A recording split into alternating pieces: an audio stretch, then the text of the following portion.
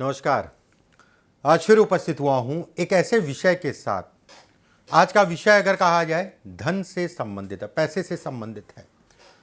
आज वो रेखाएं मैं बताऊंगा जो हाथ में हो तो सतर्क हो जाइएगा धन को लेके, पैसे को लेके। देखिए, अच्छी रेखाओं को जानना जरूरी है, उसके साथ में या उससे भी ज़्यादा जरूरी अगर कहा जाए तो खराब रेखाओं को जानना जरूरी है। जैसे कहते नहीं फिल्मों में, मित्रों से ज़्यादा दुश्मनों पर नजर रखनी चाहिए। ठीक है। कुछ ऐसे लोग हैं या बहुत सारे ऐसे लोग हैं जिनके पास धन तो बहुत आता है मगर उस धन का सुख नहीं मिलता। वो कहां चला जाता है, कैसे चला जाता है, कुछ पता नहीं है। और जो धन आता है वो थोड़ा मोड़ा नहीं, अच्छा खासा आ रहा है, फिर भी कहां जा रहा है कुछ नहीं पता चल रहा है। और कुछ लोग ऐसे हैं जिनके पास धन आता है उसका सुख भी लेते हैं और थोड़ा मोड़ा बचा भी लेते हैं। देखिए, धनी होना, पैसे वाला होना का यह मतलब नहीं है कि आपके पास कितना धन है। धनी होना, पैसे वाला होना मतलब यह हो गया आपके पास कितना धन संचय है, कितना धन आपके पास रुकता है। वो कहीं ना कहीं व्यक्ति जो है धनी कहलाता है। चलिए कार्यक्रम को शुरू करते हैं। कुछ रेखाएं मैं बताता हूं जो इसी से संबंधित है।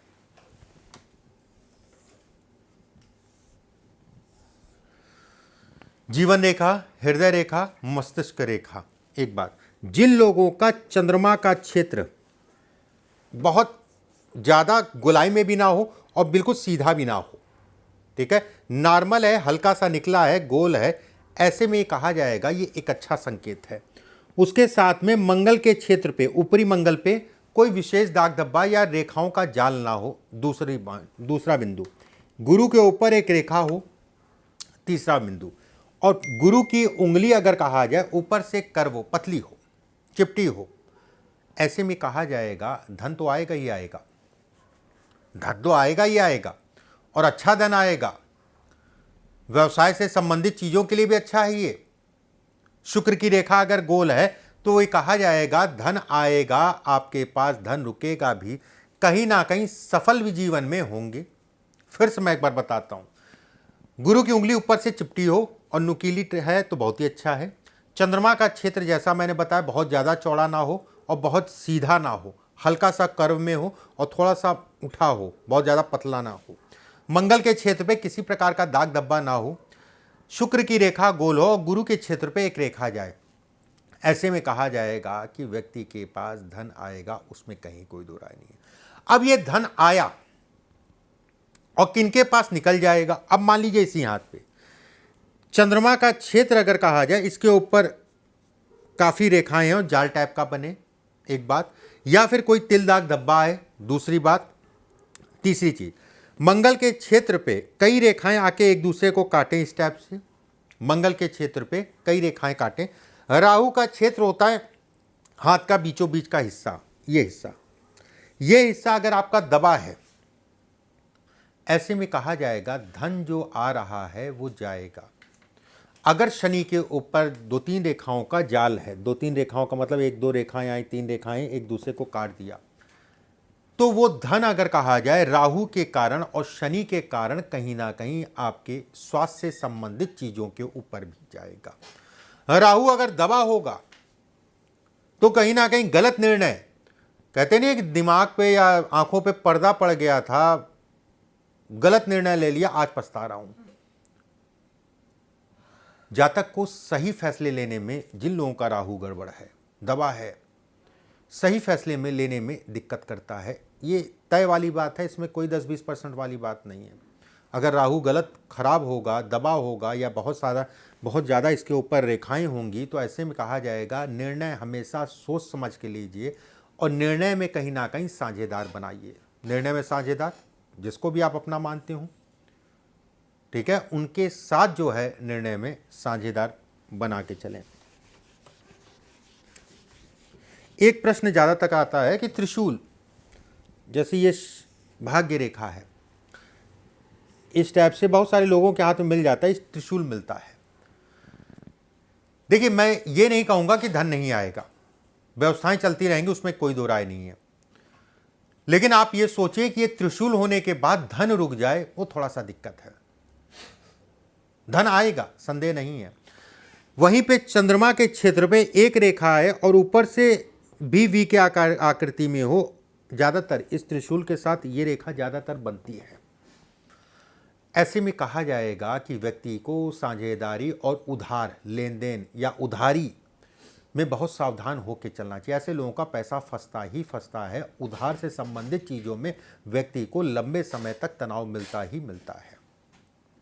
साझेदारी का काम भी बड़ा सोच समझ के करें, उसमें कहीं कोई दो राय नहीं है। ये योग बहुत अच्छा नहीं है। अब वहीं पे देखिए राजयोग क्या है, एक चीज़ समझिएगा। जैसे मैंने त्रिशूल बताया, ये अगर यही त्रिशूल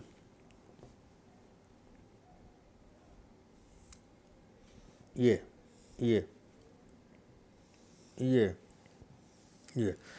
अगर यही त्रिशूल मस्तिष्क रेखा और हृदय रेखा के बीच में बन जाए तो अपने आप में अद्भुत राजयोग है। पैसा आएगा, रुकेगा भी, लड़का होगा बड़ा काबिल होगा, बच्चों का सुख भी मिलेगा।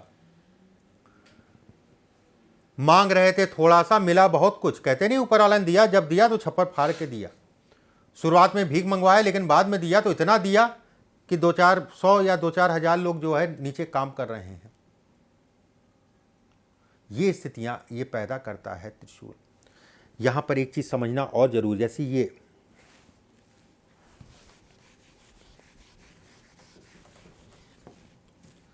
ये त्रिशूल बनता कैसे है। एक रेखा इधर चली गई, एक रेखा का ये हो गया एक त्रिशूल। अगर यही रेखा आधे में है और इसमें अगर ये भी रेखा है, मान लीजिए बहुत अच्छी रेखा है, व्यवसाय नौकरी भी करते हैं, उसमें भी कहीं ना कहीं सफलता, धार्मिक कार्यों से संबंधित चीज़ों में सफलता, धन जीवन में अच्छा कमाते हैं।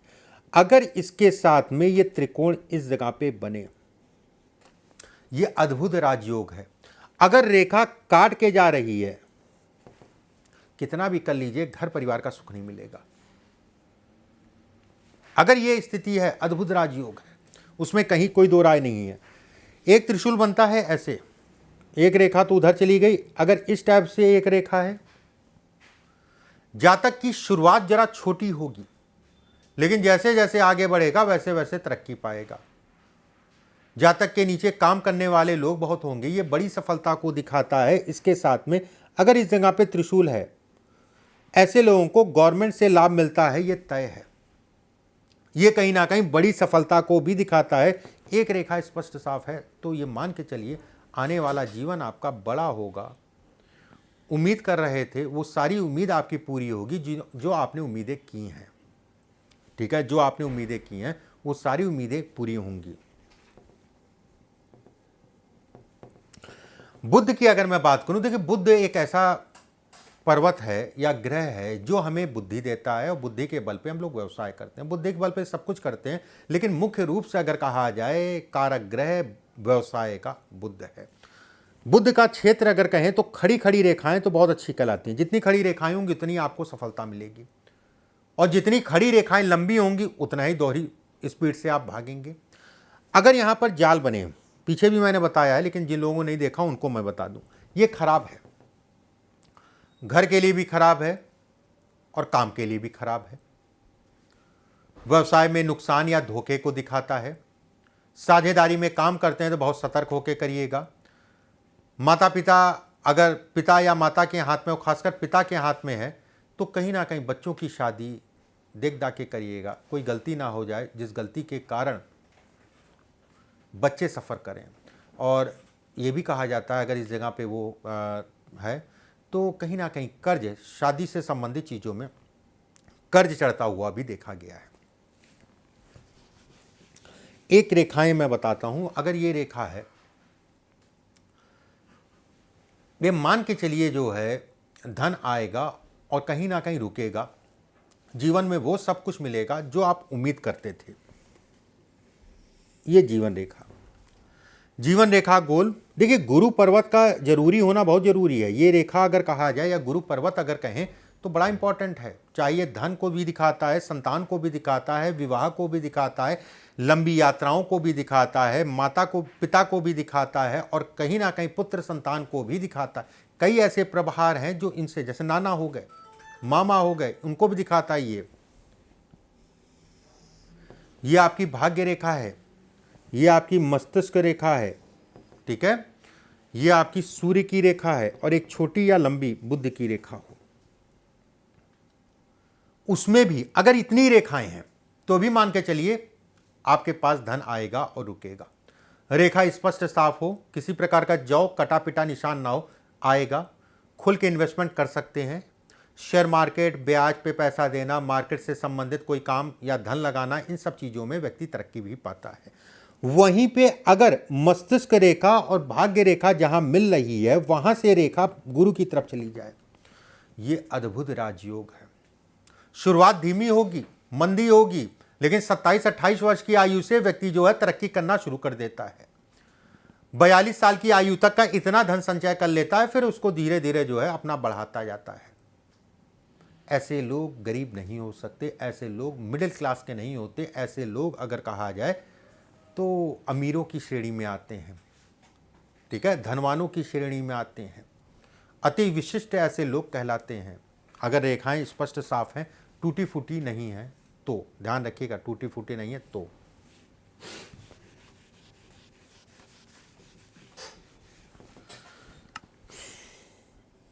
ये आपकी जीवन रेखा है, ठीक है, ये आपकी मस्तिष्क रेखा है और ये आपकी हृदय रेखा है। एक रेखा जो है, ये एक रेखा मस्तिष्क हृदय रेखा से मस्तिष्क रेखा पे जाके छुए, जीवन रेखा से, पहले इसको बना देते हैं फिर इसको लाते हैं, ये हृदय रेखा से मस्तिष्क रेखा पे एक रेखा छुए और जीवन रेखा से एक रेखा सूर्य की तरफ जाए। ऐसे ये क्रॉस है, लेकिन ये वाला क्रॉस वो वाला क्रॉस नहीं है जो आप लोग फेमस हुआ करता था, वो वाला क्रॉस नहीं है, ये अलग क्रॉस है। क्रॉस मैं इसलिए कह रहा हूँ कि यहाँ पर क्रॉस कर गया और देखने में आपको वैसा ही लग रहा है। ये बहुत कम ही लोगों के हाथ में होता है। और ये वाला क्रॉस जो फेमस वाला क्रॉस है, ये लगभग 80% लोगों के हाथ में होता है। और बाकी आपने बहुतेरा इसका गुण सुना होगा, इतना गुण नहीं है। मैंने इसके ऊपर भी वीडियो पीछे बनाया था। अगर ये स्थिति है ये वाली, ऐसे में कहा जाएगा कि व्यक्ति कहीं ना कहीं धनवान होगा। इन्वेस्टमेंट से संबंधित चीज़ों में थोड़ा परेशानी हो सकती है, थोड़ा सा देख दाख के करिए, बहुत ज़्यादा हड़बड़ाहट जल्दबाजी मत करिए। बाकी कहीं कोई दिक्कत वाली में राय ले लीजिए, मार्केट की स्थितियां देख लीजिए, उसके बाद आगे बढ़िए। अगर रेखा ये टूटी है, मैंने कहा नहीं कि आपने देखा, आपने कहा ये तो मेरे पास बन रहा है, रेखा आपकी टूटी हुई है, तो ये कहा जाएगा बनेगा, बड़ा धीमे धीमे बनेगा और धीमे धीमे वो जो है जो बना है वो धीमे धीरे निकल भी जाएगा। सतर्क रहना कहीं ना कहीं जरूरी है, सिर्फ यही कहूंगा, सतर्क रहना जरूरी है। सिर्फ ये रेखा सूर्य की रेखा, सूर्य की उंगली के नीचे एक रेखा घूमती हुई मतलब मंगल क्षेत्र की तरफ घूमे, ये मंगल का क्षेत्र होता है, इतना क्षेत्र मंगल का कहलाता है। इस तरफ अगर घूमती हुई रेखा दिखाई दे और उसको एक रेखा काटे, ये ठीक है, ये है, तो ये ऐसे में कहा जाएगा व्यक्ति जहां पर भी पैदा हुआ है वहां से दूर चला जाएगा काम के लिए, धन के लिए, इत्यादि चीज़ों। और कहीं ना कहीं जो है घर के इर्द गिर्द ऐसे लोगों का भाग्योदय नहीं होता। उसके साथ में अगर ये भी रेखा है तो तय मान के चलिए घर के इर्द गिर्द जो है भाग्योदय नहीं होता है, घर से दूर जाके काम ऐसे लोगों को मिलता है या करना चाहिए। घर से दूर जाने का मतलब ये हो गया कि ये तरक्की को भी, अगर जैसे आपको कभी मौका मिलता है तो ये अच्छा है, आप बिल्कुल तरक्की। घर के इर्द गिर्द का मतलब ये हो गया, अगर ये कई हाथों में मिलती है रेखा, मैं एक उपाय भी इस पे बता दे रहा हूँ, उस उपाय को जो है कर लीजिएगा, क्योंकि ये गड़बड़ करने वाली रेखा है, घर के दूर जाके व्यक्ति को बसाती है लेकिन फ्लक्चुएशन देती रहती है। क्या उपाय करना है ये समझ लीजिए। एक होता है श्रीयंत्र, श्रीयंत्र मिल जाए ठीक है, नहीं षोडशी यंत्र की स्थापना, ठीक है, बेल का पत्ता हो, अशोक का पत्ता हो, आक का पत्ता हो या बरगद का पत्ता हो, 11 पत्ता ले लीजिएगा।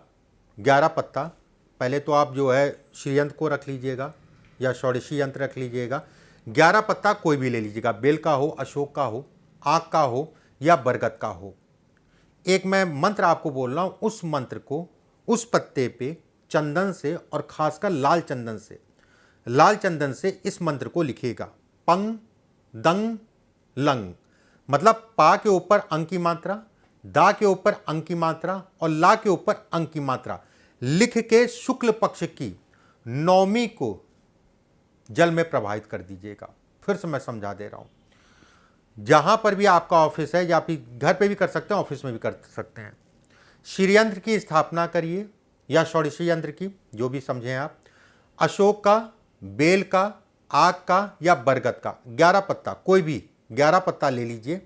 पंग दंग लंग, ये आपको उन पत्तों पे लिखना है श्री यंत्र के सामने बैठ के, लक्ष्मी जी का नाम लेके। उसके बाद शुक्ल पक्ष की नवमी को जल में प्रभावित कर दिया करिए। हर शुक्रवार पक्ष की नवमी को ये काम करिएगा। मैं बिल्कुल ये कहूँगा कि अगर देखिए, ये वो सभी लोग कर सकते हैं जिनके हाथ में, मैंने बताया है कि कुछ चीज़ें गड़बड़ जिनको बताया, वो सभी लोग कर सकते हैं। चांदी का चौकोर टुकड़ा माँ या गुरु के हाथ से लेके अपनी जेब में रख लीजिए, शुद्ध कर लीजिएगा, उसके बाद अपने पास रखे रहिएगा। काले कुत्तों की ऐसे लोगों को सेवा जरूर करनी चाहिए। ऐसे लोगों को, छोटी छोटी बच्चियां जो होती हैं, घर से निकलिए, ऑफिस के लिए निकलिए, कहीं पे भी काम कर रहे हैं तो अपनी गाड़ी में टॉफ़ी रख लिए, चॉकलेट रख लिया। रोड के किनारे जो भिखारी के बच्चे हैं या कोई भी मजदूर के बेटियां हैं, उन बेटियों को जो है एक निकाला पकड़ा दीजिए। आपको फीलिंग भी अच्छी आएगी, एक कहीं ना कहीं सकारात्मक ऊर्जा की आपके अंदर, आपके शरीर में आएगी, और जो ये दोष हैं उनमें कहीं ना कहीं आपकी रक्षा भी आपको मिलेगी। कुछ चीज़ें मैंने बताई, अगले वीडियो में फिर आप सभी से मुलाकात होगी। अभी के लिए बस इतना ही। नमस्कार।